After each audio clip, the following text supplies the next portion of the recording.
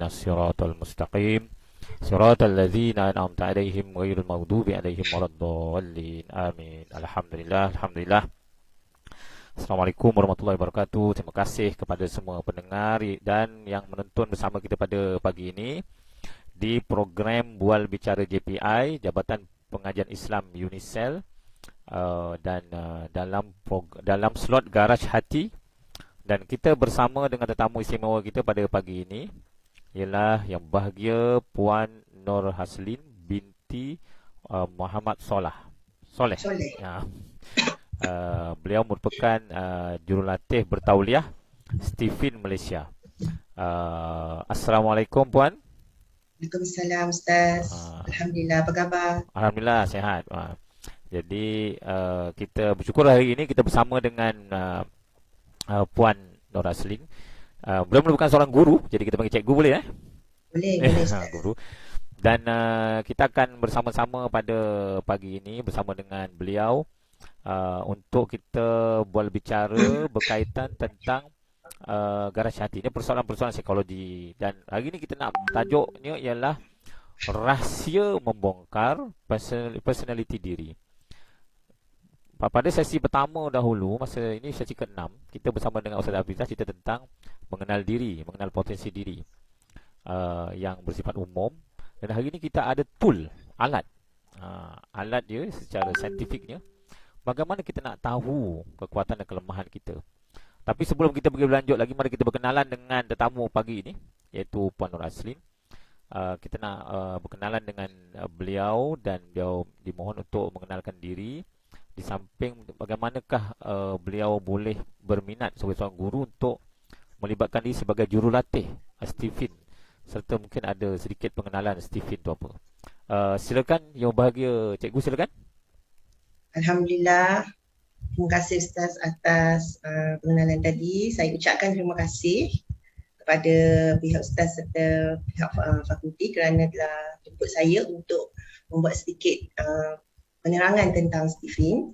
Jadi terlebih dahulu saya perkenalkan diri saya. Boleh panggil saya Cikgu Lin atau Puan Lin. Nama yang diberi Nur Haslin binti Muhammad Soleh. Saya berasal dari Sabak Benam, Selangor, area Sabak Benam. Jadi saya ni seorang guru seorang guru di sekolah menengah Seri Tanjung, Kuala Selangor, tak jauh dari UNICEF. Okey. Okay. Jadi saya dah mengajar hampir 16 tahun. Jadi dalam bidang pendidikan ni saya mengajar pendidikan seni visual. Saya mengajar pendidikan seni visual. Okey. Jadi macam mana saya ni boleh bukan terjebak lah sebenarnya. Menjadi satu matlamat lah sebenarnya matlamat yang saya nampak macam mana Stephen ni telah tarik diri saya untuk belajar lebih mendalam. Ialah permulaannya sebenarnya saya ni sangat berminat mengajar anak Al-Quran dari bayi. Saya ada komuniti lah, sahabat-sahabat, alumni. Dan yang mana kami ni bukannya golongan yang hafizah. Jauh sekali ada saudara mara yang menghafal Al-Quran, memang jauh sekali. Namun di sudut hati kami teringin sangat nak ada anak yang menghafaz. Tapi macam mana cara menghafaz dan faham Al-Quran ni dengan cara yang santai. Tak nak ada paksaan. Semacam saya sendiri masa sekolah kan, saya ada pengalaman sebenarnya minat hafal Quran, tapi terbantu sebab ialah banyak kekangan. Masa tu macam tak ada environment family kami tak didedahkan. Family tu datang dari keluarga baik-baik cuma nak mendorong ke arah hafalan tu tak ada. Kalau ada pun saudara jauh. Jadi apa yang saya nampak ialah semasa saya bersekolah, saya ada mix dengan pelajar-pelajar agama. Saya sekolah biasa SMK, sekolah biasa, sekolah rendah pun sekolah-sekolah yang biasa, sekolah agama pun sekolah biasa-biasa saja. Tapi bila saya bercampur, masa saya tingkatan 4, 5, 6, saya pindah sekolah di area sekolah menengah Ungku Haziz Sabak Benam. Di situ walaupun kawasannya bukanlah sekolah agama, tapi latar belakang agama tu kuat. Sangat seronok, saya rasa macam nyaman bersekolah di situ, rasa macam tenang. Berbeza dulu, saya bersekolah di satu kawasan ni lah, tak payahlah sebut tapi tak ada ketenangan. Walaupun saya sebagai pelajar, saya suka belajar, saya mencapai kegemilangan akademik. Tapi ketenangan tu berada di situ. Pelajar-pelajar sekolah agama ni masuk dalam sekolah saya, mereka sambung ambil form 6 Dan saya berkawan dengan mereka. Saya nampak mereka ni beza dengan pelajar lain. Nampak kepimpinannya, dan mereka juga ada hafal-hafal ayat kan, walaupun tak panjang. Jadi sejak tu, walaupun saya masih sekolah, saya baru form 6, saya dah berfikir matang lah. Saya kata, one day saya ada anak, saya mesti nak latih anak saya ke arah ni lah. Maksudnya bukanlah kita terlalu taksub sangat, bukan. Daripada saya memang ada kelebihan pelajar-pelajar macam ni dari segi jati dirinya. Itu dah terbit lah. Dan saya mula mencari ilmu. Dan kebetulan saya ada seorang guru. Guru saya ni menjadi macam idola lah juga ya. Yang mana dia ni mengajar kami tamadun, tamadun Islam, tamadun sejarah. Sebelum ni saya belajar sejarah.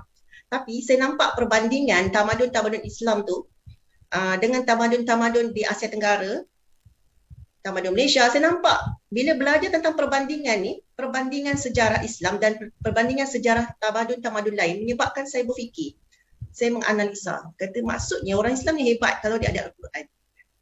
Sebab pula nak cerita hal ni. Sebab saya rasa kenapa saya lambat tahu, kenapa, macam mana saya nak pergi ke arah tu. Saya dah form 6 ni, saya dah form 6 kan. Okey, saya dah form 6. Then, dipendekkan cerita, saya masuk sekolah, saya jadi guru, saya mengajar. Saya nampak banyak masalah pada pelajar apabila, walaupun saya dah belajar dalam bidang pendidikan, macam-macam teknik teori yang telah saya pelajari, bila saya mengajar, banyak masalah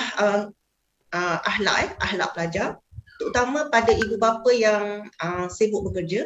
Dan bukan ibu bapa ni tak sayang anak, tak ya, tapi environment di situ yang telah membuatkan pelajar-pelajar ini hanyut. Bila hanyut, saya tak cam mereka kat luar ya, tak bertudung, pakai singkat. Dia boleh lambai saya, cikgu ni saya kan.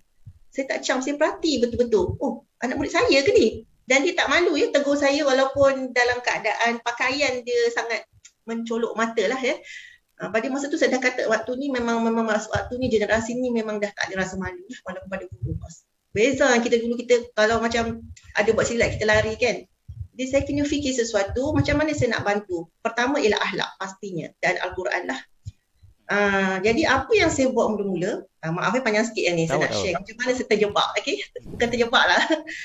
Macam mana saya bermula bila saya nampak masalah akhlak ni menjadi tunjang lah. Dan bila saya test mereka, waktu tu saya tak mengajar seni, tak ada subjek seni, adalah selit yang bahasa Melayu. Saya test ya, waktu dah habis mengajar tu saya panggil, Al-Fatihah pun mereka tak lepas. Ya, Al-Fatihah pun tak boleh baca, saya sangat sedih ya. Bukan anak-anak ni budak tak baik, budak baik ya. Dan ini efek juga kepada mereka punya akademik. Ya betul. Sangat memberi kesan. Saya nampak, oh ini asasnya. Maksudnya kalau mereka membaca Al-Quran pun, Al-Fatihah pun tak lepas, apatah lagi subjek-subjek akademik yang mudah. Ini sangat membimbangkan. Jadi saya nampaklah keluhan-keluhan ustazah, mereka bercerita lah macam mana kan nak bantu. Saya rasa ustazah memang dah buat all out, tapi sangat try and error. Saya doa, ya Allah kau temukan satu ilmu, macam mana aku nak bantu anak-anak ni. Kesian ya, ni daerah di Johor tau. Oh Johor, oh cikgu orang Johor ke? Saya dulu posting di Johor. Oh Johor, di mana? Kulai? Ya. Oh okey. Orang Johor ke? Oh tu orang Muar. Okey silakan. Jadi di situlah dia selamat ya Ustaz, bukan Muar ya Ustaz. Tak apa. Silakan. Tapi kat situlah ya saya nampak, ya Allah sedihnya ya, saya pindah 2 sekolah sama, situasi yang sama. Macam mana saya nak bantu ni? Saya macam berfikir. Pada waktu tu saya duduk KL pun jauh, macam mana saya nak cari? Saya mula Google dekat blog. Saya bertemu dengan satu blogger ni, namanya Puan Lina Karim. Okay, Puan Lina Karim ni memiliki dua anak, masih bayi. Dan saya sangat takjub ya Allah, macam mana dia mengajar anak dia dari bayi, santai. Anak dia, saya tak nampak anak dia dalam kamera tu menangis ke, meronta ke. Tapi anaknya boleh menghafaz 30 juz amma tu seawal 3 tahun. Dan saya follow dia, walaupun masa tu saya belum ada anak, saya lambat dapat anak. Saya kata, ya Allah, kalau betul saya dapat anak, saya ada usaha ni, saya tak dapat anak lagi. Saya akan didik anak ni, saya jadikan dia hafiz. Saya akan sumbang dia pada agama. Dengan izin Allah saya mengandung, dan sejak itulah saya follow Puan Lina dan saya nampak dia upload satu poster untuk mengajar Al-Quran dari bayi. Rupanya dia dapat permintaan yang ramai bila dia share video-video dia. Saya baca blog-blog dia. Dia selalu banyak share ilmu yang percuma sahaja. Tapi disebabkan banyak permintaan, mereka pun mintalah beliau ni buka kelas. Okay? Dan akhirnya saya pun pergi bersama suami. Alhamdulillah, sebenarnya tak susah Cuma anak pertama tu memang jadi yang macam anak Puan Lina. Dan saya pun nak cuba pada anak pelajar saya, tak boleh sebab pelajar saya tu sekolah menengah, tak boleh pula. Jadi berbalik pada yang saya mengajar bahasa Melayu tu, saya pun sambil mengajar bahasa Melayu tu dah habis kelas, saya ajar mereka Al-Fatihah. At least dapat lepas 3 ayat pun tak apalah dalam seminggu tu. Alhamdulillah boleh lepaslah 3 ayat, dah macam guru agama pula kan. Tapi saya nampak mereka masih ingat kita rupanya ya. Dia masih follow kat Facebook, masih PM-PM agak ini ingat masa dulu-dulu. Dan dari situlah titik permulaan saya mencari lagi dan Alhamdulillah Allah temukan saya dengan ilmu Steve ini, yang mana ilmu Steve ini bukan hanya sesuai untuk satu orang sahaja. Biasa kita pergi program mana-mana macam Puan Lina share tu, sesuai untuk anak dia sahaja, iaitu personality instinct. Dalam Steve kita panggil tulang belakang. Mungkin Ustaz boleh share sikit kot yang kepala tu. Yang pertama yang gambar ada kepala. Yang ada kepala tu. Sekejap kita sharekan jap.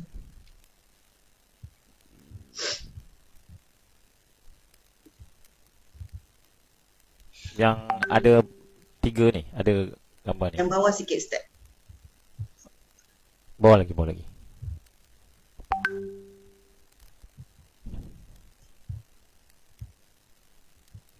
Sekejap Sekarang ni tengah sejarah. Okey ni. Yang 5 belahan kepala ni Ya, boleh juga yang ni. Okey. Okey, sebenarnya penemuan ni dah ditemukan oleh Imam Al-Ghazali sejak lama dulu. Okey, 5 belahan otak. Okey, sama pula dengan penemuan Stephen yang mana anak Puan Lina tadi personality instinct. Instinct, saya dah test anak dia instinct. Jadi serba boleh.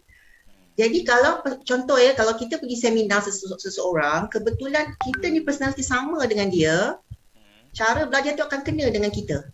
Tapi tak kena pada anak kita yang lain mungkin ya. Macam anak saya nombor 2, bila saya balik dari program tu saya buat pada anak pertama memang jadi 3 tahun pertama, 4 tahun pertama. Bila saya melahirkan anak yang kedua, tak jadi-jadi pada anak lain. Iaitu rupanya anak saya ni orang feeling. Kalau kita tengok situ pangkal dasar.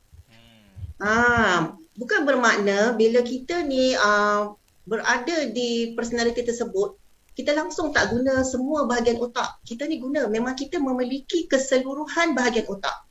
Tetapi yang manakah yang menjadi pemacu? Yang manakah menjadi imam dan penggerak kepada keseluruhan gerak kerja kita hampir setiap hari dan setiap saat. Walaupun kita sedar ataupun tak sedar. Dan waktu ini saya mengalami try and error. Selepas balik dari kursus Puan Lina tu 4 tahun tu memang untuk anak pertama sahaja. Tapi anak kedua 4 tahun tak dapat apa-apa. Dia hanya gerakkan bola mata dia sahaja. Dan saya waktu tu bila dapat berjaya pada anak pertama tu, saya tak apply lagi pada pelajar saya sebab saya rasa masih try and error. Namun bila saya kenal Stephen, saya test, hasilnya ialah feeling. Masya Allah. Rupanya budak ni lain-lain ya, lain-lain. Saya sendiri lain. Bila saya test, saya pula orang thinking. Saya pula orang thinking. Iaitu bila orang thinking ni banyak guna data, banyak guna fakta. Manakala orang feeling banyak guna emosi. Itu serba sedikit lah. Okey, sejak daripada hari itu, saya balik je daripada kelas Stephen, yang mana guru ni lah namanya Dr. Baha Haji Nordin menyarankan bahawa saya tak boleh mengajar anak feeling ni. Kata kalau cikgu mengajar dia mengantuk, dia bosan sebab cikgu ni banyak guna data. Okay, serius. Banyak guna buku. Cikgu tak buat storytelling, menyebabkan dia mengantuk. Bukan dia tak nak belajar tapi motivasi tu tak ada. Ya. Begitu seni Ini ada belajar kat mata buruan, tak ada belajar? Tak ada. Biasanya kita pukul rata kan. Kita cakap lah kecerdasan sosial. Seorang ni numbering kan. Kita kata dia logic, based on logic. Ada orang dia kecerdasan sosial. Ada macam kita belajar multiple intelligence. Ingat tak dulu? By Howard Gardner. Menerangkan 9 kecerdasan. Dan dalam Howard Gardner, dia ada pelbagai kecerdasan. Kita main agak-agak sahaja. Kita main agak-agak saja, kita nampak pelajar ni pandai bercakap, pandai bersosial, kita kata dia kecerdasan. Bila kita kan nampak dia ni suka bergerak, berpeluh, kan? Kita akan agak, pelajar ni bodily kinesthetic. Dan biasanya orang bodily kinesthetic ni ialah orang-orang sensing. Dan Kalau boleh macam kali saya ni macam mana ni? Ya, nampak? Ustaz. Ustaz belum share lagi Ustaz punya. Macam mana nak share ni? Silakan. Pengalaman tu. Saya punya IE. IE tu apa? Intuiting extrovert Ustaz. Ni. Ustaz dah buat test ya. Test. Okey, orang intuiting ni orangnya banyak Extrovert ni idea. orang yang keluar selalu lah. Bukan pendiam Tak. Dia kalau okey, saya terangkan dari awal macam ni. Boleh tak try yang slide awal tu, saya terang kat audiens. Slide yang awal kejap Okay. yang sejarah dia ni, sejarah Stephen. Atas lagi. Atas apa itu Stephen supaya audiens nampak. Yang pertama dah atas tu. Yang ni. Okey. Jadi saya terangkan dulu apa ujian personality biometric Stephen ni. Okey, biasa kita buat test di sekolah-sekolah atau di tempat kerja gunakan online, betul kan? Ya, betul. Kita guna pen, guna kertas dan biasanya dipengaruhi emosi. Boleh jadi hari ni betul, hari ni kita boleh jawab hari ni saya suka warna merah, besok mungkin suka warna biru, minta jawab lagi esok berubah pula. Dan ini pun saya biasa minta pelajar buatlah kalau di sekolah psikometrik untuk naik tingkatan 4. Kita akan tengoklah di situ. Dan perbandingan saya nampak pelajar yang buat psikometrik dan buat Stephen lebih tepat lah. Kerana apa? Okey, ujian ni langsung tak guna soal selidik. Sikit pun dia tak tanya soalan. Jadi ujian ni sangat senang. Kita guna hujung jari. Okey, hujung jari kita ni ada 10 jari memiliki titik saraf. Kalau kita belajar lebih mendalam nanti ada hujung titik saraf. Bermakna titik saraf ni bersambung ke dominan otak. Dan ia adalah genetik. Bila genetik, dia tidak berubah sampai meninggal dunia. Dan tes ini hanya dilakukan sekali sahaja seumur hidup. InsyaAllah dengan izin Allah, tidak berubahlah. Melainkan Allah mengatakan kun fayakun berubah. Setakat ini saya buat tes setiap tahun pada ahli keluarga, kekal. Resultnya sama. Mengapa dia sama? Kerana bila kita buat tes, dia akan alat ini akan test dua. Okey, dia akan dapat result dua sahaja. Pertama, belahan otak, sama ada tadi kita ni sensing yang tulisan berwarna merah tu, thinking, intuiting, feeling dan instinct. Satu sahaja. Yang kedua, apabila kita buka kepala tu, kita akan dapat tahu sama ada kita ini introvert, huruf kecil ya, introvert ataupun extrovert, huruf kecil. Okey, apa beza introvert dan extrovert dalam Stephen? Kalau biasa kita dengar dalam dunia psikologi, introvert ni orang yang pendiam, tak banyak cakap, kan, dia suka menyendiri. Dan biasanya kita guna huruf besar. Itu tak salah, itu term yang dalam bidang sana lah, psikologi lah. Tapi dalam bidang otak ni, yang Stephen buat, kita guna huruf kecil untuk bezakan terminologi itu. Okey, bermaksud orang introvert ni memiliki lapisan otak. Bila kita buka otak, kita bayangkan otak dibuka, ada satu lapisan yang berwarna kelabu. Yang mana warna kelabu ini selnya rapat-rapat, menyebabkan bila sel tu rapat, menyebabkan individu tersebut yang memiliki lapisan yang paling banyak bahagian introvert akan bergerak dari dalam keluar. Dalam keluar ni maksudnya dia punya drive personality dia. Maksudnya kalau dalam badan ini, kalau kita bawa kereta ada steering. Steering ni maksudnya steering ni yang memandu dia nak ke mana. Orang-orang introvert ni dia suka dipengaruhi. Kita akan nampak dia biasanya kan. Introvert suka dipengaruhi Suka. Sebab kalau saya extrovert, alamak, mana saya mudah dipengaruhi lah. Alamak. Habislah, jangan juru jual lah saya, habislah saya. Mudah. Ustaz mudah lah. Kesian orang Dia lagi satu, terutama Ustaz orang intuiting kan. Kalau test ni ada huruf I tu kan. Intuiting extrovert, IE. Bila extrovert ni, lapisan warna putih Ustaz. Ustaz punya yang dimiliki oleh Ustaz, bila buka kepala tu warna putih, selnya sangat jarang. Selnya sikit. Menyebabkan orang extrovert ni memerlukan push daripada luar untuk menggerakkan orang-orang extrovert. Oh, kena marah pun Apa? bergerak lah ni. Persekitaran lah maksudnya. Persekitaran tu Oh. kalau positif, ustaz akan bergerak lebih positif. Kalau persekitaran tu negatif, akan buat dia jadi negatif lah. Caranya senang je. Kalau dia faham Stephen, dia dah tahu, oh saya ni orang extrovert kan. Saya kalau terikut persekitaran macam ni, akan jadi negatif. Jadi dia akan avoid situasi tersebut. Oh, okey okey Sebab okey. itulah kita kena kenal diri kita supaya kita mengenal pencipta. Kenapa Allah jadikan kita ni berbeza-beza? Mesti ada sebab kan supaya kita berkenal-kenalan. Ini kan pula pasangan. Pasangan kita lelaki perempuan. Dah beza. Ini kan pula personality. Kalau sama je, pastilah bosan. Mestilah sama saja kemahiran. Jadi begitu juga dalam Stephen ni, Allah temukan ilmu ni sebenarnya dah ada dah dulu. Benda ni dah lama dah. Dalam pengkajian Stephen dah lama. Yang mana kalau kita sebut tadi, sebenarnya dulu disebut Steve sahaja. Oh, Steve. Dalam belahan otak tu hanya sebut Steve. S-T-I-F. Tak jumpa pun insting. Tak jumpa langsung. Okey. Okay, jadi penemu Stephen ini dah jumpa insting, maka lengkaplah kelima-lima belahan otak. Jadi kita balik pada yang tadi extrovert kan.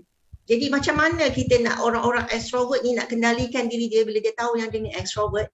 Sebab itulah akan menjawab persoalan, kenapa ya saya ni mudah terpengaruh? Kenapa ya anak saya ni bila pergi ke asrama dia ikut kawan dia? Sebenarnya bukan salah dia. Persekitaran tu. Jadi adakah dia perlu salahkan persekitaran? Tidak. Stephen tak ajar macam tu. Jadi kalau kita tahu kita ni orang extrovert, kita nampak persekitaran tu tak baik, contoh pergi, kita kena tengok dulu sejarah asrama tersebut. Tengok environmentnya. Dan macam mana kita nak sesuaikan diri supaya kita tak terikut orang yang negatif. Bukan bermaksud kita dah tahu asrama tu tak okey kan, kita nak salahkan asrama. Tak, bukan macam tu. Kita sendirilah akan drive diri kita nanti. Caranya mencari kawan-kawan yang suka belajar, kawan-kawan yang suka cari ilmu, sibukkan diri dengan NGO, gitulah maksudnya. Kita boleh adjust diri kita dengan sendiri. Syarat kita ada ilmu. Itulah serba sedikit tentang personality lah. Dan Alhamdulillah yang seronoknya bila saya balik daripada kelas Stephen, Datuk Bahar kata saya tak boleh ajar anak saya yang banyak guna emosi, yang suka main hati kan. Kita kena puji dia. Memang dah puji tu semua dah buat. Dia memang sayang saya dan dia memang hormat kami. Cuma akademik dia tak boleh nak bawa sebab saya dengan suami otak kiri, iaitu suami orang sensing, saya ni orang thinking. Jadi tak kena dengan cara pendekatan belajar dan ni membuatkan dia nampak kesian lah kat sekolah. Nampak macam ketinggalan padahal dia bukan budak. Tak okey kan. Setiap pelajar saya yakin ada potensi. Dan rupanya orang feeling ni mesti belajar dengan tokoh, berguru. Oh. Ya, dia mesti jumpa orang. Ni kelas online ni lemah lah. Ada cara lah kita atasi lah. Saya nak tanya sikit, maknanya dalam tak apa, nanti kita pergi yang yang macam mana cabaran online ni. Mungkin masa kita agak banyak, ada 2-3 persoalan nampak dalam tu, tapi tak apa. Tapi saya nak ambil kesempatan ini. Saya rasa untuk penerangan peringkat awal, perkenalkan diri sambil Stephen tu dah selesai atau kita nak pergi kedua sebab kita mungkin nak buat elan sikit. Saya nak cerita sikit lagi. Okey, silakan. Lepas tu saya dapat tahu anak saya tu, Alhamdulillah dalam masa seminggu je. Anak saya tadi yang lama nak belajar, dia Iqra kan, belajar Iqra tu 4 tahun dengan saya hantar pada guru, dia habis 4 bulan saja Iqra. Jadi bayangkan kalau pelajar yang masuk universiti, dia tahu kos dia. Itu sajalah, Ustaz. Saya rasa saya telah melakukan satu dosa lah. Saya dulu ngajar ngaji kat kampung kan. Kesian budak-budak tu kena pukul bantai. Sebab kita tak tahu ilmu ni kan. Mungkin dia ada teknik dia. Ya, tengok nun bawah ma lah. Hei, saya naik angin kena budak tu. Yelah, kenapa dia ni jirat dia saja-saja. Tapi boleh tengok, kemungkinan ada cara lah kita yang tak kena tu. Jadi saya ingat perkara apa yang cuba diterangkan oleh Puan Lin ni adalah satu benda yang penting ya tuan-tuan, yang pendengar kita semua. Kalau kita tengok sejarah-sejarah ni, jadi kita rasa bahawa kena, dia sebenarnya bukan pada pelajar tersebut atau orang. Dan ini pun tidak semestinya kanak-kanak kan. Orang untuk dewasa pun tahu, bila dia tahu tentang Steve ini, dia tahu nak menyusun diri dia. Ya, betul Ustaz. Jadi kita akan berehat sebentar, boleh untuk kita ada satu iklan. Nanti sementara tu kita akan sambung lagi selepas ini. Okey ya. Okey.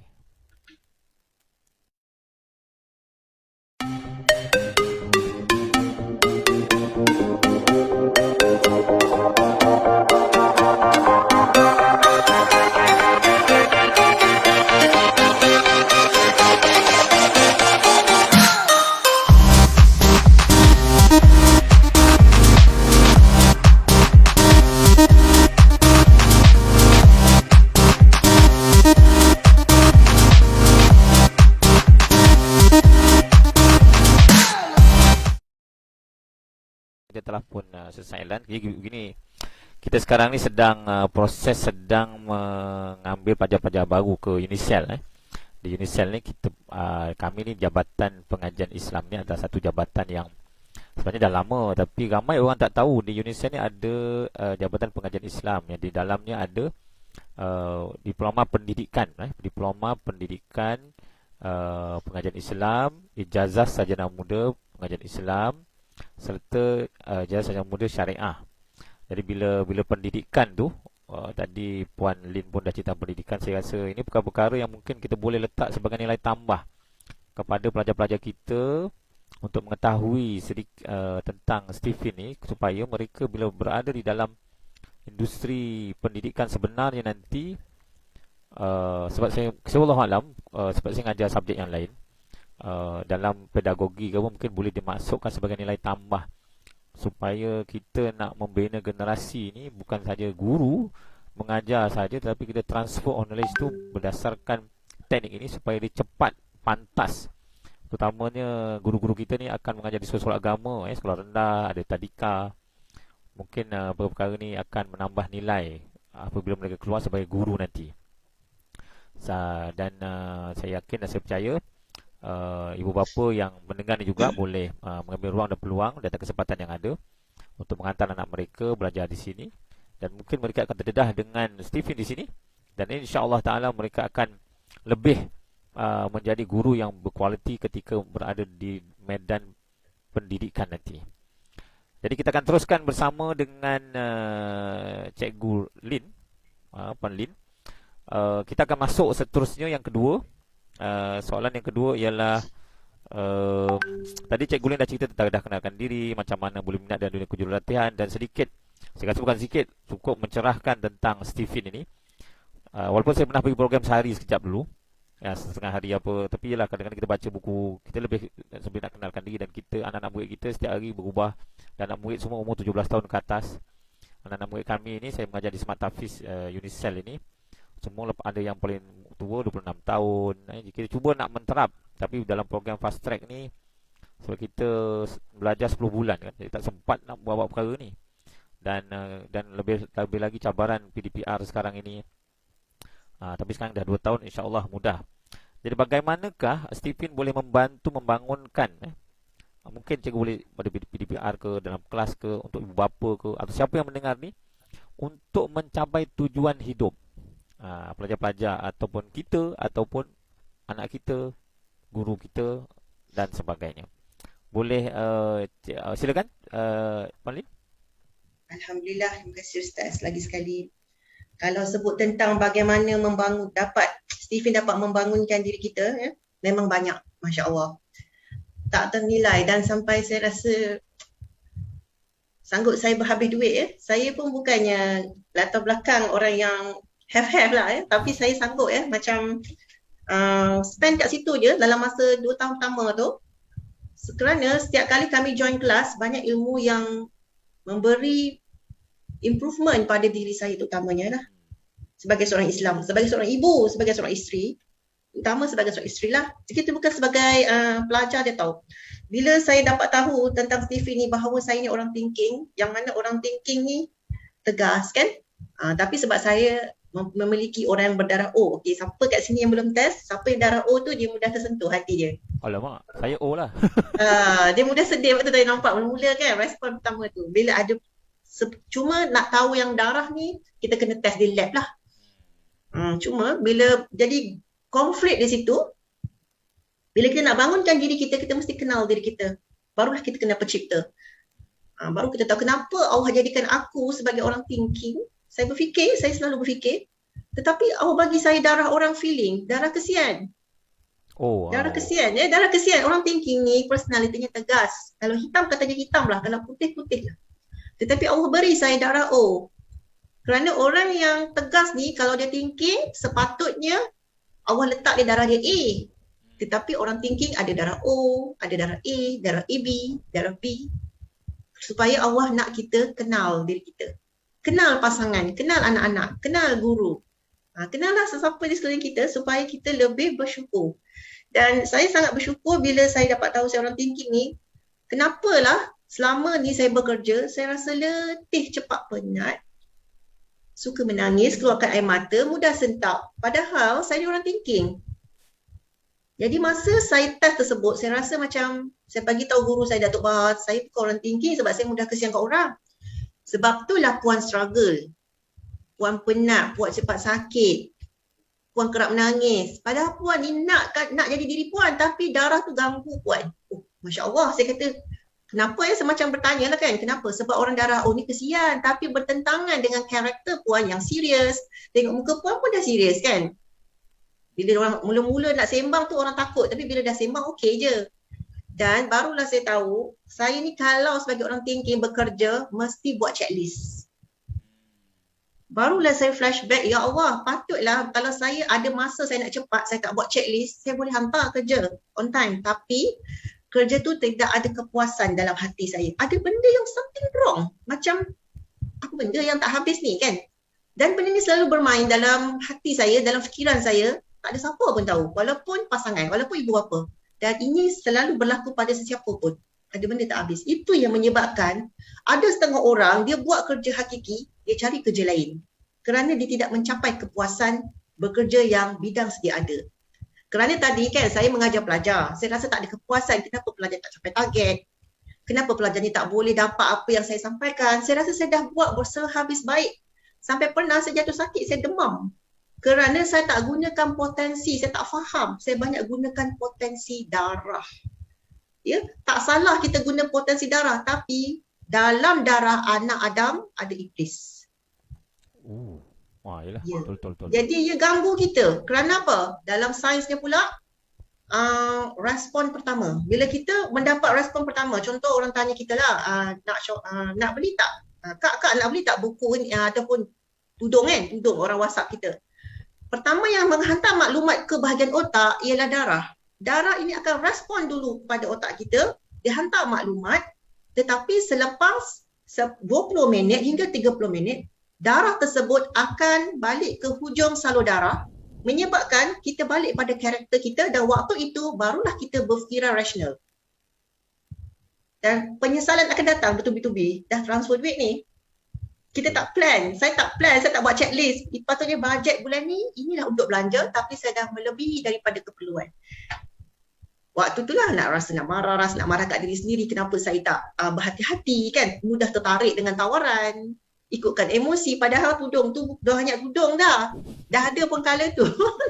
Ini contoh yang mudah lah ya, contoh yang mudah. Dan ada macam ini yang buat kita rasa ini nampak macam kecil ya, tapi bayangkan berulang-ulang berlaku setiap hari, setiap saat, ia akan memberi pengaruh yang besar kepada keputusan-keputusan besar. Terutama kalau pelajar dia nak mohon bidang-bidang yang diminati dalam bidang. Mana nak masuk SPM kan, habis SPM mereka nak masuk universiti. Dan akhirnya darah ni akan datang ganggu anak-anak kita, menyebabkan akhirnya apa yang mereka buat? Ikut cakap mak ayah lah. Ambillah bidang ni sebab bidang ni banyak market untuk masa sekarang.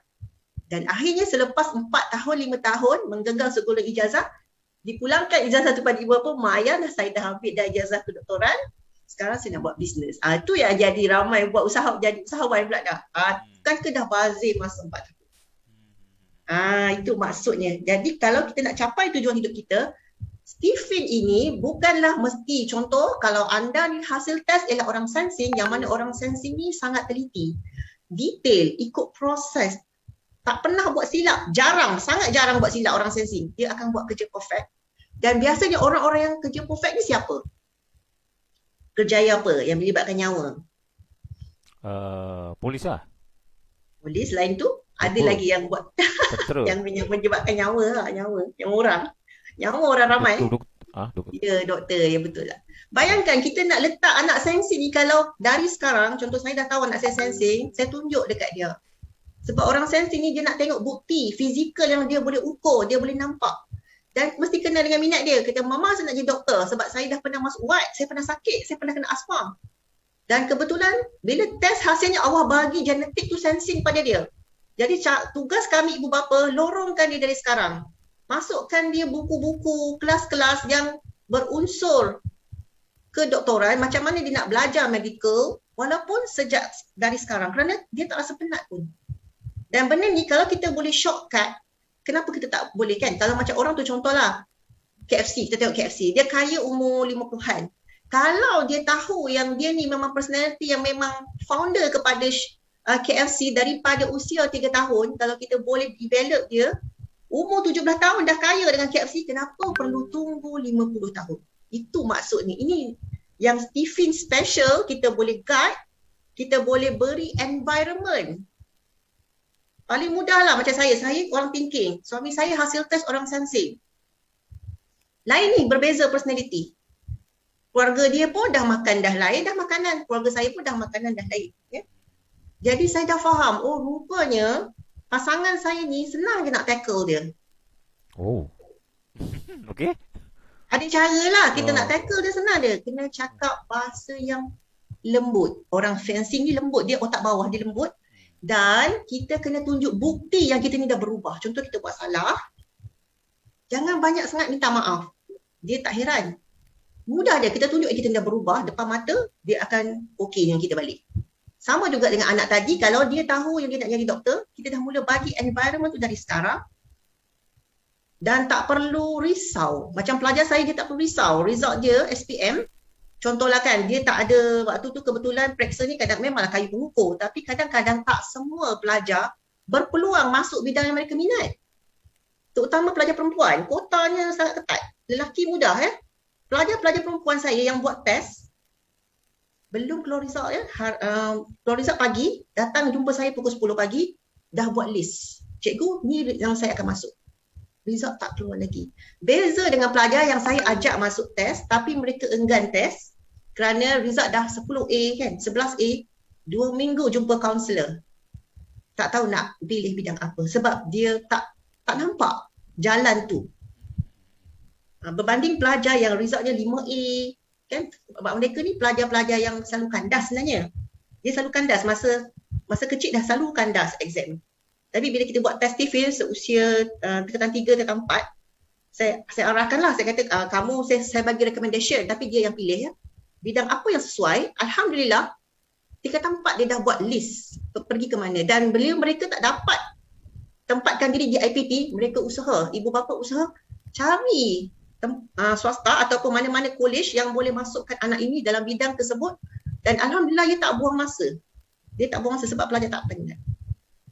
Biasa yang kandas ni pelajar saya jumpa kat Tesco. Saya bukan kata orang kerja Tesco tak bagus tapi kesianlah pelajar ni macam kerap bertukar kerja, mengadu dia dah habis sekolah. Cikgu, saya dah kerja kilang kotak, tukar ni, berapa kali tukar. Jadi sebenarnya Stephen ni dah shortcut. Bila dah shortcut, short course pula. Macam mana shortcut tadi, short course? Tadi saya terangkan yang anak saya ni feeling penat saya berbelanja ke arah dia, tapi dia tak boleh juga bawa Al-Quran tu, dia tak boleh belajar akademik lain, dia nampak macam pelajar ke belakang. Bila saya test TV saja, Masya Allah, rupanya bahan bantu dia senang je. Guru kelas berkumpulan, itu 2 je. Dia tak perlukan buku. Buku dia ialah satu je, buku tentang tokoh-tokoh. Tokoh kan dia suka manusia, jadi kaitkan dengan tokoh, cari orang-orang yang berjaya supaya dia nampak, maksudnya orang ni boleh seusia dengan saya, maksudnya saya pun boleh hafal Quran. Jadi itu yang memotivasikan. Okey, saya pun dah jadi tercengang ni. Walaupun lagi. Jadi alhamdulillah tadi Puan Lintah pun berkongsi tentang bagaimana Stephen boleh membantu tujuan. Boleh tak katakanlah kita kan kadang-kadang anak-anak ni ibu bapa cenderung untuk menentukan sekarang ni, terutama yang saya rasa, saya tak tahu Stephen ni di Malaysia ni orang dah berapa peratus orang yang dah tahu, kita tak tahu berapa persen. Banyak sebab bila balik kampung kan macam kita dulu, bahkan kadang-kadang kita pun kita tengok anak ni okey ni dia tak buat Stephen nak masuk mana, dan anak kadang dia malas nak berbincang dengan bapak, sebab kalau dia buat pilihan, kita beri pilihan dia, kemudian salah, dia akan dipersalahkan bila berlaku apa-apa. Jadi untuk mengelakkan dipersalahkan, dia kuat cakap mak bapak je. Jadi apa-apa mak bapak jawablah kalau dia gagal. Itu biasa saya tengok ada kecenderungan anak-anak begitu. Dan mak bapak pun bila begini, maka dia pun dia lihat mana yang sesuai berdasarkan apa yang dilalui bersama anak-anak yang dia rasa tanpa scientific evidence. Boleh tak Cikgu Lin, katakanlah orang ada macam mana kita nak detect sekurang-kurangnya mungkin 20% 5% anak kini kecenderungannya mana, hanya dengan katakan dia, kita berbual dengan, kita bercakap dengan dia atau kita tengok cara dia berjalan je, kita boleh dah tahu. Cuma kita nak sahkan dengan Stephen je. Ada tak Oh, tool itu sikit dalam ada. konteks? Biasanya lah, adalah kita belajar dari segi fizikal, tapi rata-rata orang Malaysia ni diet ni dah berbeza dah, dia dah banyak gula kan. Kalau macam contoh lah, saya share sikit tips ya. Sebenarnya ni dalam program advance lah. Peserta boleh join kelas ni. Seronok macam mana Allah jadikan tubuh badan. Boleh tak Ustaz share slide yang tentang ayat Quran tu? Ayat Quran sekejap yang mana kejap. Atas sikit rasanya. Atas lagi atas. Bukan sejarah tentang ayat Quran Ayat Quran bawah ke atas tak silap? Bawah. Oh, boleh. Atas. Lagi. Sebentar. Tak apa ya, kita loncat-loncat. Ni dalil nakli akli ni ke? Okey. Okey, kita tengok ni trainer kami lah terangkan ya. Minta maaf kalau saya ni bukan orang pandai, tapi betul. Tapi memang kenalah saya nampak di sini. Sebab Al-Quran ni memang dijadikan untuk kita merenung kan. Pada tubuh kita pun Allah jadikan setiap tubuh berbeza supaya kita ni merenung kejadiannya. Pasti ada sebab kenapa. Contohlah kalau kita tengok kapal terbang. Kapal terbang pun ilhamnya daripada burung, ada sayap. Kan. Banyaklah daripada haiwan ni Allah jadikan, yang manusia ambil inspirasi, dijadikan kenderaan, jadikan teknologi. Jadi begitu juga tubuh manusia. Kenapa manusia ni dijadikan sedemikian? Adakah saja-saja? Mesti ada sebab. Termasuklah hujung jari kita. Kenapa Allah jadikan corak cap jari ni? Ya, sebab ada juga yang tanya saya, cikgu tak bahaya ke bagi cap jari? Tapi kalau kita bagi pada bank, kita hulur je kan? Tapi kalau untuk diri kita, kenapa kita diskaun diri kita? Nak hutang pula tu. Nak hutang tu, kita nak keluarkan ini, kita bayar cash kan? Bayar sekali seumur hidup, itu kita tak persoal. Saya tahu lah peserta yang macam ni lah, saya kata itu you nak diskaun dengan diri you, tapi you nak hulur hutang, you letak je jari, tak tanya pun ini cap jari ni tak hala ke mana ke, tak sikit pun tak tanya, biasanya lah. Termasuklah diri saya dulu gurau-gurau Ustaz. Jadi kat sini mestilah nampak, kalau kita tengok dalam surah Al-Fusilat, kami memperlihatkan kepada mereka tanda-tanda kebesaran. Ya, kami disebut penjuru dan pada diri mereka sendiri. Contoh macam hidung kita, kenapa hidung kita ni lubang kat bawah? Mesti sebab nak elakkan hujan. Bulu mata sama juga. Jadi begitu juga hujung jari. Jadi kita kena renungkan. Jadi kalau kita boleh buat sehabis baik, ya, dalam surah Al-An'am ni, berbuatlah sesuai dengan keberadaan terbaik kamu. Jadi kalau kita dah tahu, contoh kita tahu Ibn Stephen ni yang memang kita dah tahu kemampuan terbaik kita, kalau kita tahu, kenapa kita tak pecut? Jadi kalau Ustaz tanya tadi tentang tubuh, okey, tengok slide sebelah Ustaz. Tubuh badan. Yang gambar jari. Oh lagi. Ya, yang ni. Betul tadi Ustaz dah tunjuk tadi dah slide tadi. Yang undur tadi? Ya, betul Ustaz. Undur sikit, undur. Okey. Ni. Okey. Apakah manusia mengira bahawa kami tidak akan mengumpulkan kembali tulang belulangnya? Bukan demikian, sebenarnya kami kuasa menyusun kembali hujung jari jemarinya dengan sempurna. Dalam surah Al-Qiyamah, boleh cek ayat 3 hingga 4. Ayat ni top. Apabila Nabi Muhammad SAW ditanya oleh orang kafir Quraisy, Tuhanmu ini boleh mematikan, adakah Tuhanmu boleh menghidupkan? Maka Nabi Muhammad terdiam ya. Nabi Muhammad pun menunggu wahyu kan. Bila turun ayat ini dalam surah Al-Qiyamah, bukan setakat aku mampu mematikan, malah menyusun hujung jari. Hujung jari sampai begitu sekali, bukan tulang belulang sahaja, tetapi hujung jari. Yang mana hujung jari ini adalah karakter. Karakter ini diciptakan sebelum terjadinya Muhammad. Maksudnya dah ada dah. Karakter pertama ialah Muhammad. Pertama, manusia belum wujud lagi di dunia ni, dah ada karakter. Jadi kalau kita nampak kat sini, Nabi juga suka bergurau tentang tubuh kan, tubuh badan. Baginda nampak Zaid dan ayahnya sedang berselimut. Jadi baginda masuk ke dalam rumah bergurau. Aku nampak kaki siapa ni, dah tahu berselimut ni. Jadi maksudnya tubuh badan pun dah boleh agak. Okey, contoh kalau kita ni orang thinking. Okey, saya orang thinking. Kalau saya ni masih dalam diet zaman sekolah dulu, saya tak mengembang macam ni. Biasanya anak-anak kita boleh nampak tulangnya bersegi-segi, 4 segi, macam strukturnya rata. Oh, itu maknanya thinking Biar itu secara umum kita agak saja dan tak tepat pun 60%. Oh. Tak tepat. Okey, cuma bahaya kita agak-agak ni. Takut salah. Bahasa salah sebab saya banyak kali juga agak. Bila saya test pelajar saya rupanya dia orang insting, darahnya A. Orang Oh. insting ni dia bila darah dia A, dia macam bentuk orang thinking sikit. Dia sebab dia Saya sebab sambil boleh baca ni tengok. Itu buku tu. Kalau macam kita buat test, dapat buku penerangan, dapat sijil, dan consultation lah. Macam ni lah, macam saya terang ni lah. Tanyalah sampai puas. Nak lebih puas, kena join kelas. Itulah, tapi kelas tu pun murah sangat. Murah lah bagi saya sebab anak-anak pun kita tak macam rasa. Okay, berbanding nilainya, value dia tu sebenarnya. Value dia. Okay, kalau contoh, kalau orang tu sensing kan, anak-anak yang sensing, pelajar saya kalau tak test, saya tengok kecil, mungil, suka bergaya, bukan bergaya lah, dia macam tudung tu rata je. Lelaki pakai sikat rambut tu berminyak je. Ciri-ciri yang kita boleh nampak lah. Pakai stokin, walaupun dia nakal, dia suka kusik kawan, dia takkan pakai selekeh. Dia akan pakai stokin lengkap. Baju PJ ikut hari, kalau hari Rabu dia PJ, dia akan ikut walaupun dia tu nakal macam mana pun. Dia akan berpakaian smart.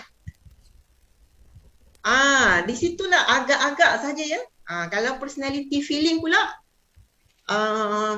bercakap manja-manja. Badannya tu macam kecil sikit, punggung dia kecil, dada dia lebar. Saya agak-agak je lah. Tapi masalahnya kalau remaja zaman sekarang kan, dah banyak makan nugget, dah banyak. Ibu anak saya pun kadang-kadang kita sibuk kan, kita beli.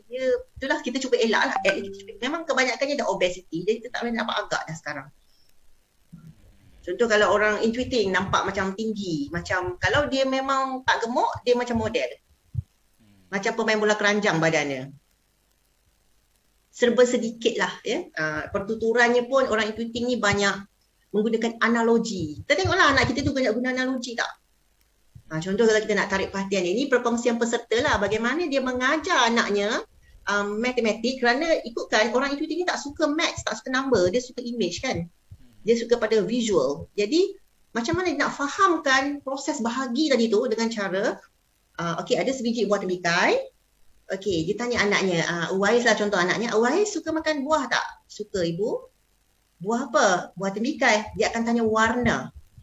Kerana orang intuiting kan bermain dengan warna. Uwais suka warna temikai berwarna kuning. Kuning. Okey, ibu pun kebetulan buat ada warna kuning kan? Kebetulan ada warna kuning, okey. Temikai lah, kena ada lah temikai tu bila nak mengajar tu. Jadi sekarang kita nak makan 5 orang kan?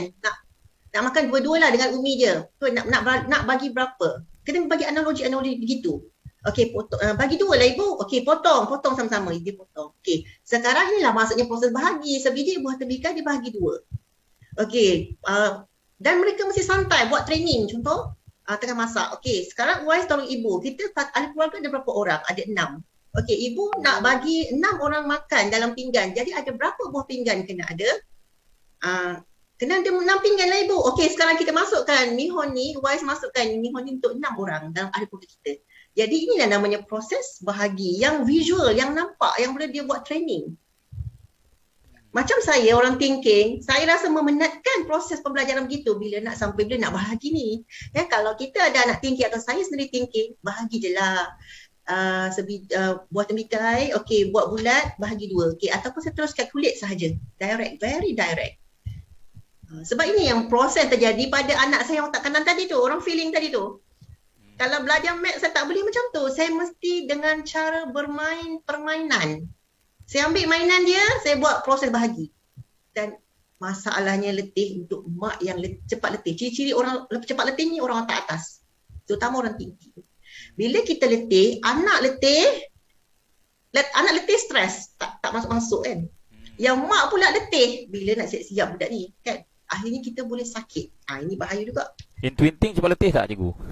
Cepat juga. Oh saya alamak, patut pun. Cepat. Tapi kalau dia berada di luar, dia selalu explore. Jadi ustaz ni PKP ni, ustaz stres jugalah. Ustaz kena macam ni lah, kena bagi ilmu. Macam ni okey lah. Saya kena berkebun kat luar rumah. Berkebun. Mesti, maksudnya kalau rumah tu ramai yang prefer ada laman kalau orang cuti. Oh, saya tak ada Dia duduk orang flat prefer lah. macam tu. Kalau duduk flat, demam lah saya.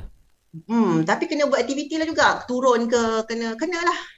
Hmm. Kena. Kalau tak memang something wrong lah. Rata-rata saya jumpa macam tu sebab kalau pelajar saya kalau macam contoh masuk universiti ada macam-macam program ini sangat bagus untuk orang cuti. Dan contohnya kalau kita tengok di tingkatan 1, okey kita tengok kalau macam tak test kita tengok sekolah rendah, prasekolah, pelajar otak kanan akan menonjol dengan pelajar sensing. Sebab pembelajaran rata-rata purata bukan semua pembelajaran mereka ni banyak guna pendekatan otak kanan kan, dengan banyak bergerak. Bermain, main lagu, otak tengah pun berlagu, menyebabkan mereka ni seronok. Tapi kalau pelajar-pelajar thinking yang feeling akan rasa macam ketinggalan. Dia rasa macam meletihkan lah macam ni. Lagi-lagi kalau pelajar feeling ni tak popular. Anak-anak ni akan rasa terpinggir. Tapi bila mereka naik sekolah rendah, sekolah rendah dah lain. Guru sekolah rendah ni dia pergi one to one kan biasanya. Pelajar feeling akan menonjol. Mereka akan join co-curriculum. Mereka akan join macam-macam program perkemahan. Dan waktu ni pelajar otak kanan mula menyelah. Dan orang yang otak kiri ni sama aja. Sebab dia suka pembelajaran yang formal. Bila naik sekolah menengah, rata-rata pelajar yang tingkatan 1, 2, 3, 4 ni yang menonjol, tingkatan 4 biasanya pelajar-pelajar otak kanan. Dan otak kiri iaitu thinking, bukan sensing. Saya nampak lah Kerana bila dah tingkatan 4 tu mereka dah jurus bidang. Mungkin dah kena pada bidang cuma tak test dan dah mula ada praktikal. Maknanya cadangan cikgu sebelum anak-anak ni masuk pilihan jurusan tingkatan 4 tu kena buat test lah supaya tidak menzalimi dia lah. Tidak, kalau bahasa Indonesia tadi saya dah sebut Ustaz, galau. Tidak galau lah. Tidak bercelaru. Biar dia terarah. Biar dia terarah. Jadi kalau nak test ni macam mana Kalau boleh kongsi sikit. Dia ada orang mungkin dalam grup yang dengar ni dia tak tahu. Nanti kalau yang memang parent dekat cikgu boleh.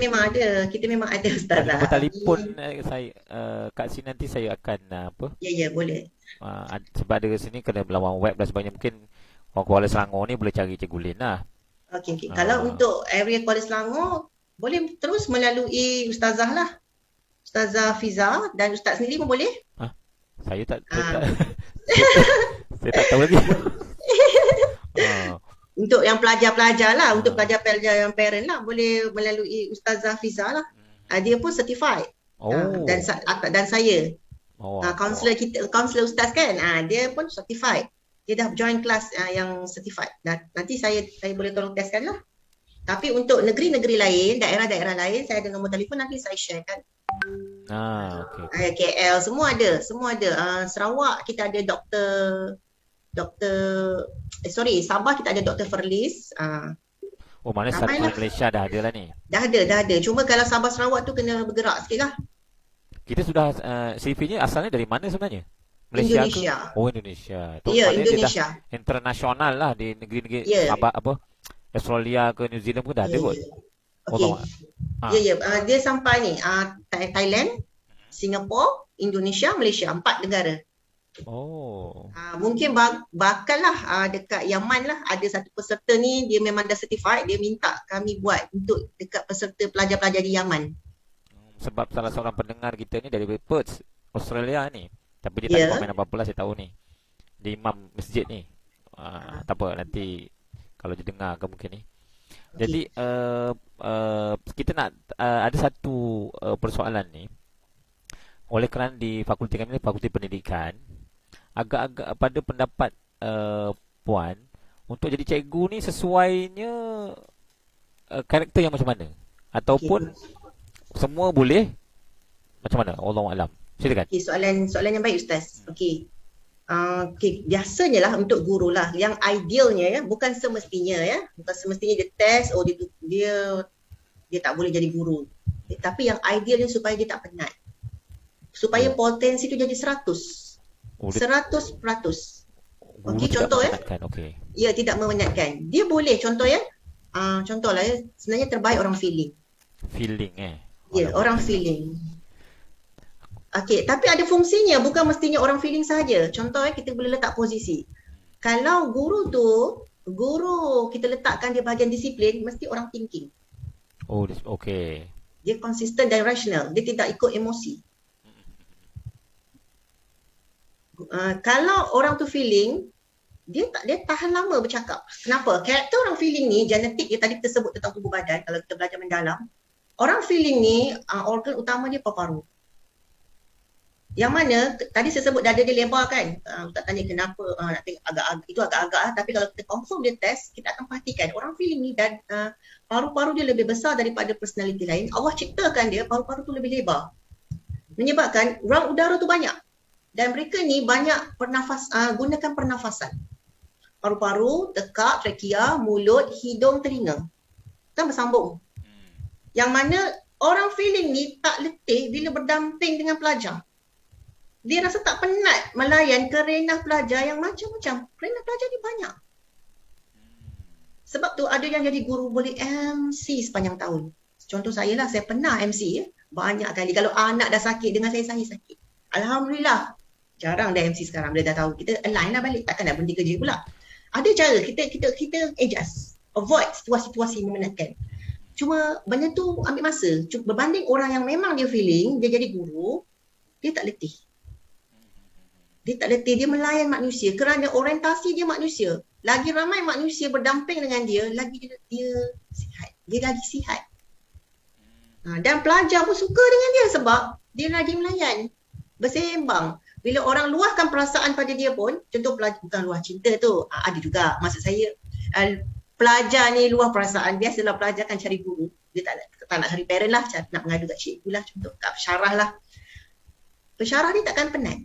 Guru ni takkan penat sebab ibarat bola yang melantun. Feeling ni dia tak masuk ke fikiran, ke otak. Dia masuk hati, dia keluar balik. Sebab oleh itu, sebab tu ramai kaunselor, orang-orang feeling ni jadi, selain jadi guru, mereka jadi kaunselor. Bayangkan beribu orang datang kat dia, luah emosi, semua cakap, saya dah bankrupt, saya dah stres. Bayangkan dia nak keluar balik duit. Kat orang tu nak tolong. Dia takkan sampai macam tu, takkan sampai keluarkan duit dia. Dia tak efek diri dia, pekerjaan tu tak efek. Itu maksudnya. Jadi kalau personality lain, contoh ustaz intuiting kan. Bagus orang intuiting ni menjadi guru kerana pembelajaran dia tidak membosankan. Macam-macam aktiviti dia buat. Dia buat outdoor, dia buat program perkhemahan, dia akan ajar pelajar-pelajar ni macam-macam kemahiran. Kerana orang I ni sangat banyak idea. Jadi letakkan, kalau kita ada guru ataupun anak kita ni guru I, jadikan orang yang selalu memberi ilmu. Ilmu-ilmu ni biasanya outdoor lah. Guru I itu maksud I apa? I intuiting. Intuiting. Oh, intuiting. Bukan maksud dia tak boleh jadi guru langsung, boleh. Saya intuiting. Alamak, jadi cikgu ni. Boleh. Cuma dia lebih prefer jadi orang yang buat bisnes. Dia lebih suka. Dia lebih suka. Kalau dia buat bisnes pun bisnes ilmu. Lebih prefer ke arah tu kerana personality I ni sendiri suka spend duit ke arah program-program mahal untuk upgrade diri dia. Kepuasan. Dia tak rasa bazir pun invest ke arah tu. Dia tak rasa bazir. Kalau feeling lain, dia memang dengan manusia jadi pemimpin. Jadi personality lain ni boleh jadi guru tapi agak penat. Tengok posisi lah. Kita akan letak. Contoh dia dah jadi guru, jadi orang sensing kan. Mungkin letakkan dia bahagian kerja-kerja yang melibatkan akaun sekolah. Sebab kekuatan orang sensing ni, dia detail kan. Jadi pakar keuangan. Itu maksudnya. Baik. Saya tengok dalam soalan-soalan ni kebanyakannya tak ni. Okey. Sebelum kita menyimpulkan pertemuan kita hari ini, sebab hari ini lebih kepada kita nak kongsi kepada yang mendengar bahawa ada teknik-teknik yang lebih mudah dan lebih cepat untuk kita mengenal personality diri kita dan juga anak kita atau orang yang berkaitan kita untuk mencapai tujuan hidup kita. Dan juga terutamanya dalam konteks hari ini kita berada dalam pandemik, mana lepasan SPM nak pergi belajar kat mana, lepas STPM STAM nak belajar kat mana, nak ambil subjek apa. Dan kemudian kadang-kadang ibu bapa ada kecenderungan untuk menentukan anak dia nak jadi apa tanpa melihat latar belakang anak. Dan akhirnya bila akhirnya mungkin anak tu berjaya lah, tapi dengan penuh kepenatan sebab dia bekerja dengan darah. Dia bukan bekerja dengan dia punya Mungkin. jadi Mungkin guna darah. Lagi satu, persekitaran. Persekitaran ah, tu yang menolak dia. Terikut kawan, ahli keluarga minta. jadi kalau saya ingat, kalau Puan Lin boleh simpulkan perbincangan kita, sebab kita dah sejam ni, sejam lebih. Kalau ataupun ada nak tambah apa-apa lagi sebelum kita simpulkan, sebab di Universal ni kita ada jabatan-jabatan je, ada live lah yang lain. Jadi kalau Okey, kita dah okey. mula menyeberang live dia, nanti dia mengganggu fakulti lain. Jadi kita maksimum sehingga 11.30 lah. Ada. Aha. Okey. Ada 11.30 ya? Kalau 11.30 ada lagi sikit. boleh silakan. Boleh. Memang tak habis.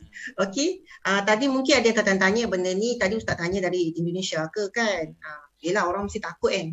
Indonesia ya tak ya kan? Sekarang ni Boleh tak macam-macam Ustaz? pula. Boleh Ustaz share atas sikit tak yang kajian-kajian Stephen tu? Okay. Ceritalah sikit. Lepas tu baru kita simpulkan. Boleh kejap Saya faham ni kalau personality Yang atas otak lagi kiri. Atas lagi Atas sekali yang pasal tentang Kejap yang gambar 3 orang tu ke? ya betul. Atas lagi satu. Yang ini sebab pengkaji bukan lagi. Ni okey. Kalau kita tengok research Stephen ni dah dibawa oleh pensyarah-pensyarah dah di universiti yang mana ada. Boleh pasti mereka ni masih ada lagi, boleh berhubung. Boleh pergi ke sana teruslah. Dia tak adalah publish kan, tapi kita boleh tengoklah. Yang mana Prof. Dr. Muhammad Zain, Dr. Syuaimi, Dr. Wan Syarazad, okay? Yang mana mereka ni dah buat kajian dan gunakan alat test tersebut ke atas peserta-peserta. Maksudnya dia ada pelajar lah dan dia ada individu-individu yang test yang bersama dengan Datuk Bahar lah. Jadi Datuk Bahar sendiri ada dalam bidang psikologi bersama Pak Farid Poniman. Penemu Stephen ni orang Indonesia, Pak Farid, yang mana Pak Farid Poniman ni sebenarnya memang dalam bidang counselling, iaitu personality feeling. Jadi sesuai dengan diri dia yang personality feeling tu menemukan dalam bidang tentang manusia, personality manusia, dia memang berminat dalam bidang ini. Jadi kalau kita nampak kat sini, sebenarnya dah ada lama dah dulu pun dah ada. Cuma dia melengkapkan lagi. Datang Stephen iaitu insting. Dulu Steve je kan, sensing, thinking, feeling, tak ada insting. Jadi dia cuma melengkapkan, malah lebih tepat.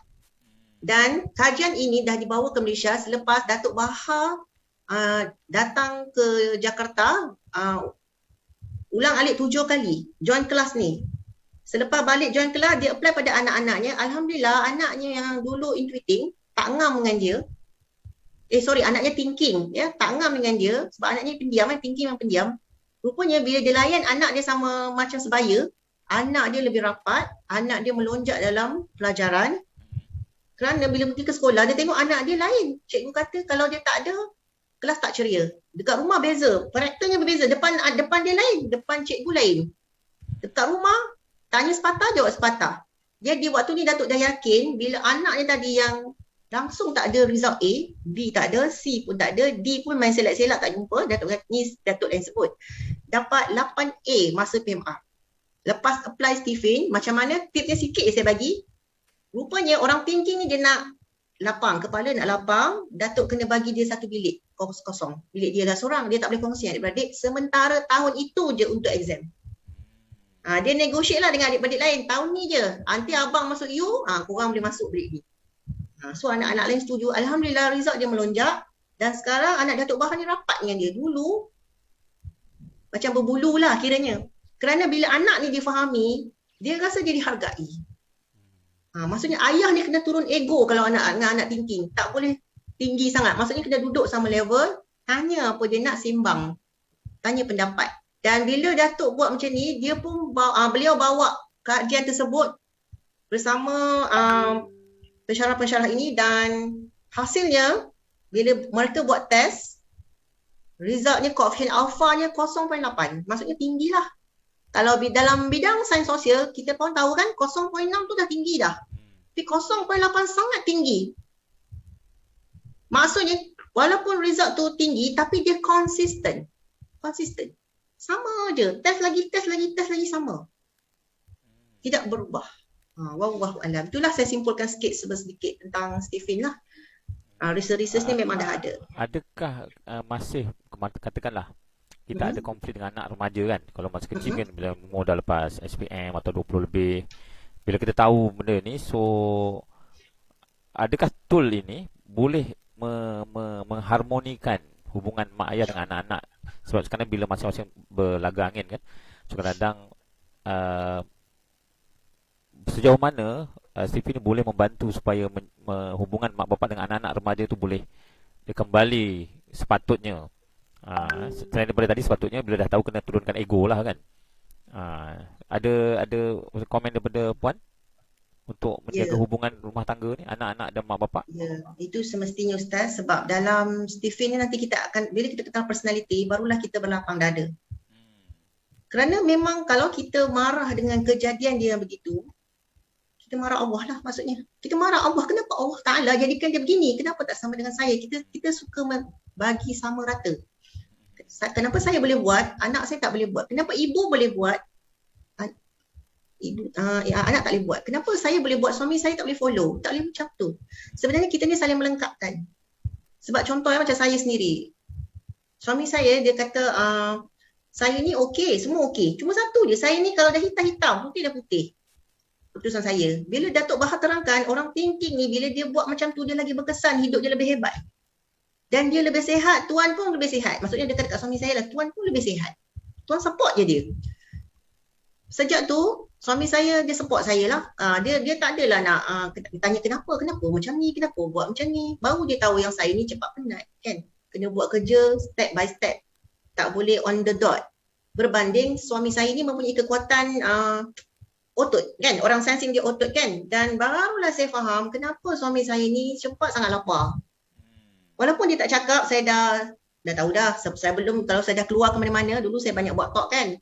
Keluar sebelum PKP, balik saya mesti dah beli makanan yang sedap-sedap lah. Nanti dia diam lah. Dia macam senyum aja. Senyum. Dia tak marah. Orang sini dia tak marah tau. Dia lembut. Tapi kita kena faham hati dia. Kita tak nak suami ni simpan dalam. Dia cakap, isteri saya ni keluar kan. Senang je nak tackle hati orang sensing dengan belikan makanan yang disukai. Atau pakaian ke... pakaian kurang lah. Dia ada kualiti. Dia lebih pada prefer makanan. Sebab orang dan sebagai walaupun saya ni tegas, saya kena hormat lah suami saya. Saya kena letakkan dia tu nombor satu. Bukan bermakna macam Datuk Bahar kata cikgu. Sebenarnya dalam pendidikan anak-anak, cikgu lah orang yang kena gerakkan, sebab yang kena ke depan.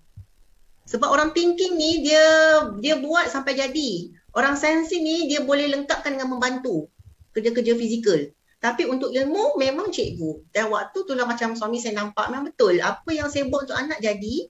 Dan dia reda lah macam, tapi saya tanya dia, betul ke ni reda? Kalau macam suami saya tak ada kat mana-mana kan, saya buat apa-apa untuk anak asalkan benda tu tak langgar syariat, dia reda tak? Kalau dia kata reda, betul ni saya akan tanyalah berkali-kali nak confirm kan. Dia kata, okey, selagi tak menyalahi agama lah. Lah sejak tu dia okey, dia lega, dia dah tahu. Bila Datuk Bahar kata orang thinking ni buat, dia akan buat sampai jadi. Cikgu lah, maksudnya dia prefer suami saya pun cikgu kan. Cikgu follow je plan orang thinking, memang akan ikut target tu dengan izin Allah lah. Jadi begitu juga kalau kita tahu tidak semestinya dalam rumah tangga tu seorang ibu dia tak boleh halakan anak dia. Tapi kalau kita tahu contoh, rupanya suami yang lebih ke depan. Jadi test ini akan mengkonfirmkan, akan nampak guide lah. Bukannya kita mesti follow, ikutlah pada keadaan situasi family kita macam mana. Jadi Stevie ni mesti bukan confirm, macam ni mesti macam ni, tak ada. Kita yang berkeputusan. Kita yang berkeputusan tapi ikut kita punya keadaan. Jadi kalau macam hubungan tu memang banyak improve lah, terutama macam saya ada anak feeling. Saya dengan anak feeling tu, barulah saya tahu kenapa anak feeling saya tu kalau saya cakap jangan makan sesuatu yang tak baik, yang tak elok untuk kesihatan, dia tak dengar, dia makan. Tapi jadi saya pas pada suami saya yang S sensing. Personality sensing ni dengan hubungan dengan orang feeling ni ikut dia cakap orang sensing. Ikut aja, dia akan ikut. Tapi skrip tu kena. Contoh kalau kita bercakap dengan orang feeling, kita nak ajak dia belajar, kita jangan keras-keras. Jangan deras-deras. Maksudnya bukanlah semua personality tu suka keras, tidak. Skrip dia begini. Kalau feeling, jom belajar. Contoh kalau sekolah menengah ke, sekolah rendah ke, ikutlah umur dia sebenarnya. Jom belajar. Nak jadi tak orang yang disayangi? Nak jadi tak? Mesti sebut orang. Kalau Hijaz belajar, hafal satu page, mesti ustaz sayang. Mesti ustaz sayang. Lepas tu naik level. Kalau dah sekolah menengah, belajar rajin-rajin. Jom belajar, nanti popular. Bila popular, semua orang sayang. Senang kita nak sayang orang lain. Sebab orang dah sayang kita. Perkataan sayang tu mesti ada. Skrip tu kena tepat. Dia tak boleh sebut pada orang tinggi. Orang tinggi apa sayang, geli dia dengar. Dia macam bukan jadi diri dia. Apa sayang kan? Kalau macam orang tweeting, kita sebut. Jom belajar pandai-pandai. Masuk universiti kan. Nanti, kamu kan banyak idea. Anak kan banyak idea. Senang nanti nak kongsi karya. Orang dengar cakap kita bila kita pandai. Dia kan suka berkarya. Banyak idea. Bila dia tak pandai, dia tak nak belajar, dia malas. Macam mana nak kongsi idea dia? Siapa nak dengar idea dia? Beritahu dia, galakkan dia, okey masuk belajar sampai PhD ke kalau kita nak anak kita begitulah dan dia pun nak. Supaya kita bagi semangat tu kena dengan tepat baru dia rasa, betul lah kalau saya ada gelaran kan. Biasanya memang orang dengar. Idea-idea saya pasti dia dengari. Kalau Sansing, suka jadi orang kaya, kita mesti kaitkan. Belajar betul-betul, saya cakap anak saya. Kalau banyak wang, boleh belanja macam-macam. Boleh bersedekah, boleh jadi dermawan. Ustaz ABU. Okey. Ada soalan ni berkaitan, dia pertanyaan tentang latihan Stephen ni. Mungkin cikgu boleh kongsikan sikit kalau ada siapa yang berminat untuk boleh puan terangkan Stephen ni hanya kenal karakter saja ke? Satu atau lain, dan ada tak kos-kos lain dalam Stephen ni, maknanya yang advance ke apa, yang mungkin ada mereka yang berminat nak tahu?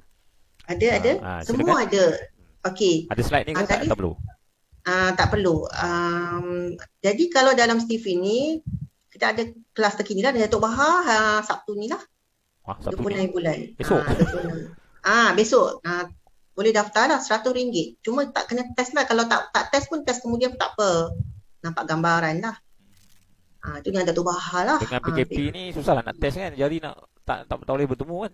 Kita boleh bagi tengoklah, dengan tak ramai boleh rasanya, insya-Allah tak ada gejala. Online boleh scan kat online tak boleh. Kita kan nak tubuh kita. Okey. Kan tadi jari kan, genetik kita tak mungkin manusia sama dengan online.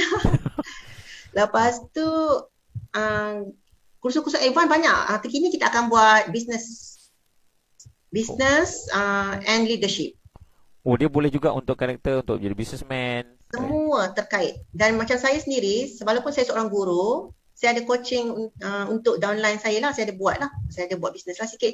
Alhamdulillah lah, memang mudah lah. Dia hanya kat KL juga atau ada negeri-negeri buat juga? Bila ini online, HQ buat, Datuk. Bila online ni satu Zoom. Malaysia boleh dengar lah. Ya, satu Malaysia Zoom. Kita ada buat lah nanti. Datuk Bahar akan buat bisnes.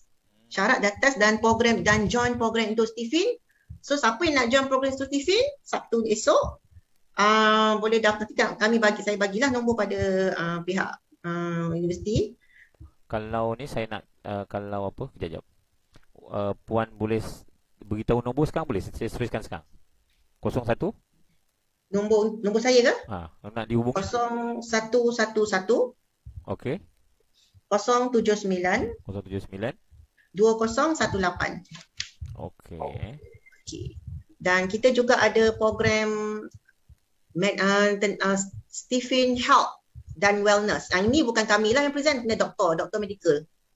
Kita ada ramai trainer daripada latar belakang doktor medical, doktor ortopedi, doktor pakar bius dan doktor ramailah, ada 5 orang tak silap saya.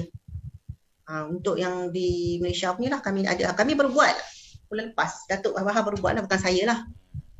HQ buat lah. Dan saya pun join lah program tu. Sangat menarik. Berkaitan kesihatan yang mana kita, macam tadi saya sebut feeling kan, paru-paru. Jadi kalau itu yang dominan, kena jaga tu lebih. Maksudnya kalau itu yang attack dulu, habis lah yang lain. Bukan kita, Oh. habislah. Macam ustaz kan, ustaz orang tweeting. Hmm. Boleh mudah kena sirosis hati sebab Serosi suka hati tu tiba apa? penyakit berkaitan dengan hati lah. Maksudnya tidak boleh memproses lah. Dan kalau Oh. kerana puncanya apa? Orang intuiting ni karakternya suka tidur lewat. Sebab malam dia aktif kan, dia buat kerja masa tu. Habis siang sibuk, malam dah nak naik apa semua. Waktu tu lah Apa dia tesis? cerdas kan. Boleh tidur lewat tapi jangan lajak sangat sampai pukul 2 lah. 1 okey lah, 1. Jangan Okey. sampai 3. Malam ni saya tidur awal. Dan boleh menyebabkan kenaikan berat badan juga tidur lewat ni. Oh, iya ke? Oh. Tidur lewat naik berat. Sebab tu kita diet tak turun tu. Itu dah lain pula dah. Itu nanti Okey. join dengan saya. Kita pun tidak berhasrat nak memanjangkan lagi. Baik. Kita rasa semua dah dapat maklumat yang jelas dan tepat. Dan tadi pun dah cerita tentang ada beberapa kos lain. Dan CV ni bukan hanya sakat untuk didik anak untuk dalam pendidikan saja, tapi macam-macam yang kita boleh lakukan. Tapi kata orang, daripada dengar dia tentang sedapnya durian, dia kena rasa durian tu baru sedap tak sedap kan. Betul Ustaz, analogi. Jadi Stephen ni kena dengar cerita je, dia tak jadi apa-apa. Jadi nombor telefon saya dah letakkan di situ. Boleh menghubungi Cikgu Lin lah. Kalau nak the next ataupun nak apakah, bagaimana cara. Sebab ibu bapa kita kena ada banyak ilmu-ilmu tambahan lagi, dan guru ke atau siapa pun kita, supaya kita dapat mencapai matlamat kita tu dengan lebih cepat dan lebih tepat. Sebahagian daripada ikhtiar manusiawi, itu kita kena gantungkan di situ. Ikhtiar manusiawi yang akhir takdir ilahi itulah yang akan menentukan sama ada berjaya ke tak berjaya. Sebab Allah Ta'ala dia dah ada perancangan dan kekerasan diri sendiri.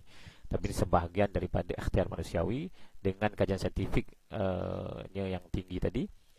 Saya rasa satu perkongsian yang baik daripada Puan Lin. Sebagai penutup, ada nak cakap apa Puan Lin? Nasihat saya, Nasihat. ibu bapa perlu buatlah sebaiknya buat test ni. Kalau masa macam ragu-ragu, testlah diri sendiri pada saya. Sebab sebelum kita nak guide anak kita, kita kena faham diri kita. Mungkin kita rasa saya dah habis dah lepas.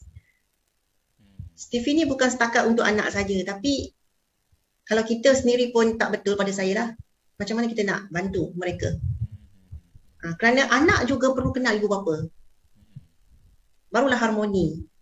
Bila saya berpendapat lah, makin lama saya kenal Stevie ni, makin banyak saya belajar, saya rasa semua orang dalam dunia ni baik.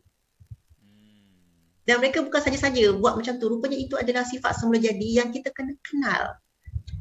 Dan saya rasa berdosa lah. Rasa macam bagi ada dosa kot kalau tak tahu ilmu ni. Kena carilah kalau dah tahu. Melainkan yang tak tahu tu lah. Sebar-sebarkanlah. Jadi itu saja, Cikgu Lin. Terima kasih Ustaz. Terima kasih. Jadi Alhamdulillah tadi kita telefon bersama. Saya ingat dah 1 jam 22 minit. Ni kali pertama program kita selama ini. Biasanya 30 ke 40 minit je.